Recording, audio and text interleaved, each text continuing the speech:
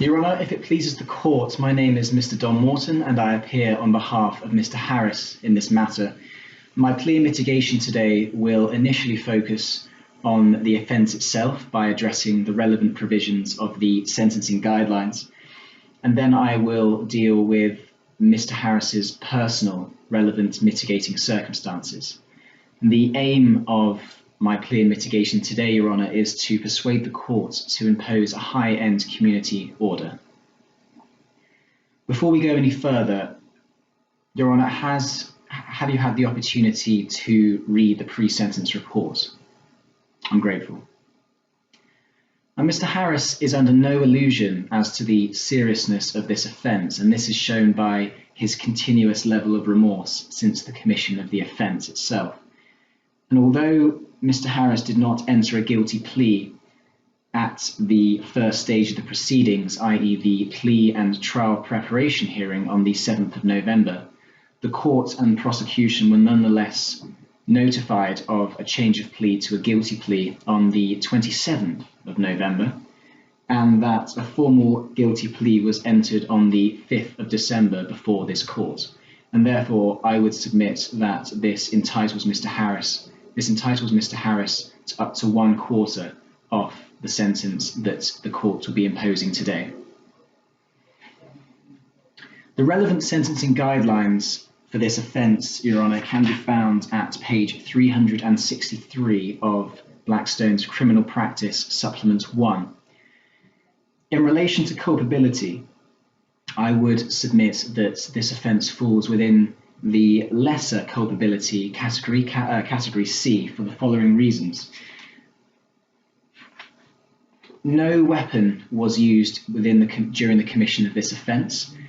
There's no mention of a weapon in the evidence, and that the force that was used towards Mr. Blake was arguably minimal. The defendant who demanded Mr. Blake's wallet demanded the wallet once, and Mr. Blake handed over said wallet immediately, and there is no evidence of any further force being used towards Mr. Blake in order to steal said wallet.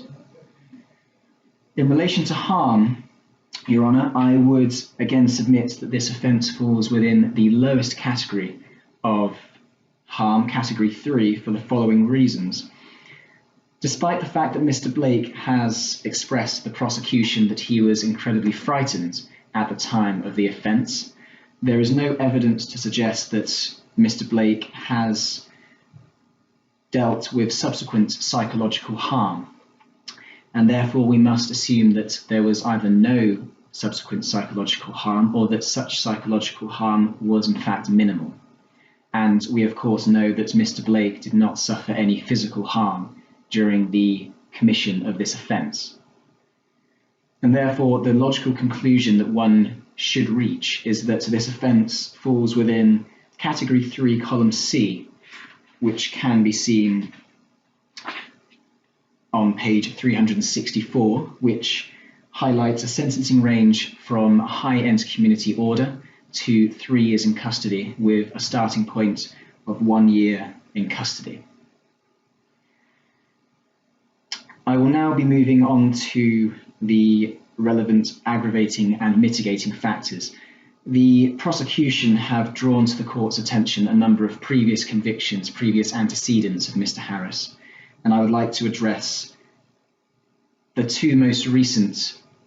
Actually, no, I will address all of them. First, most of the previous antecedents are of a completely different nature and different offences entirely, and therefore I would submit are not relevant in this offence at all. The two most recent offences of burglary, despite the fact that they are more similar to this offence, they are still nonetheless different. They are different offences. The previous antecedents suggest that no force or violence was used during these burglaries, and that these burglaries concerned theft from dwellings. Compare those two comparisons to this current offence.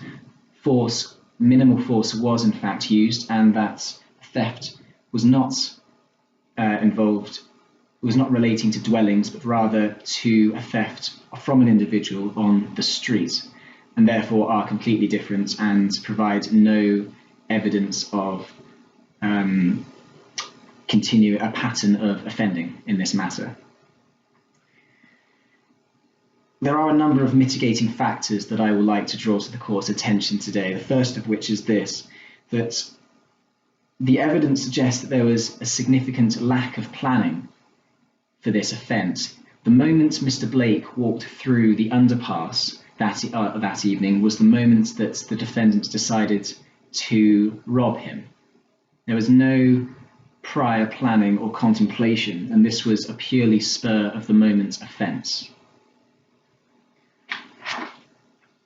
Not only that, I would submit to the court today that Mr. Harris indeed played a more minor role compared to the other defendants, in particular the defendant who demanded the wallet. He was an individual who was standing behind Mr. Blake during the commission of the offence. He did not actually make any forceful threats in order to steal the wallet itself. Mr. Harris has also expressed significant amount of remorse, especially in relation to Mr. Blake. If you will see at paragraph 2.2 of the pre-sentence report that Mr. Harris felt very sorry for what had happened to Mr. Blake, and that if you move on to paragraph 3.9 of the pre-sentence report, you will see that Mr. Harris has expressed remorse for his previous behaviour, in particular his behaviour towards Mr. Blake. Similar remarks again have been made to me in conference, and therefore I would submit that these remorseful remarks must be taken into account in relation to Mr. Harris's sentence today. Moving away from the offence-related mitigating factors to Mr. Harris's more personal relevant mitigating factors. And in particular, Mr. Harris has shown consistent motivation and determination to address his addiction problem and to, in fact, turn his life around. Your Honour, you will note that Mr. Harris has had a significant substance abuse for the majority of his young life, and this is mainly because he has been associated with the wrong group of individuals. And this problem subsisted at the time of the offence, in that prior to the offence, Mr. Harris has explained that he was drinking throughout the entire day and that he was smoking cannabis, which meant that he lacked significant recollection of the offence itself. When Mr. Harris was released on bail into the community, he reduced his risk of reoffending by making a number of lifestyle changes which were supported by a number of his close relatives and friends. And I would like to highlight 3 changes in particular, if I may. The first change is this, that Mr. Harris has started to undertake volunteer work for a charity called the Ground Force Project in Bristol. And what this project does is this, that it is involved with cleaning areas of the riverbank and cutting back vegetation in order to allow other members of the community to enjoy these spaces. And Your Honour, you will note at paragraph 3.4 that Mr. Harris is incredibly enthusiastic about this volunteer work and in fact intends to find employment in a similar field in the near future. The second change that Mr. Harris has made is that when he was released from custody, he contacted the Bristol Drug and Alcohol Service. Now, despite the fact that he did not complete this course, he nonetheless contacted the Drug and Alcohol Service on his own initiative. No one else told him to do this. And connected with this, at paragraph 3.7 of the pre-sentence report, you will note that Mr. Harris is actively trying to avoid his fellow drug-using associates. And therefore, what these 2 factors suggest is this, that Mr. Harris is actively trying to stay away from the substances that have ruined his life up until now. and therefore he does want to change. He wants to turn over a new leaf, and I would submit that this should be reflected in the sentence imposed by the court today. The final change that Mr. Harris has made is that he has successfully obtained a place at Hannam College to complete his GCSEs part-time after being expelled from college at the age of 14. Now, the likely cause of this was probably because of his troubled childhood. He was in the care of the local authority at the age of 12 as a result of parental neglect, and he was bullied significantly at school. Now, despite the fact that this is a more melancholy period of his life, this change shows that he is actively combating this educational void and intends to improve his chances of future employment in the near future.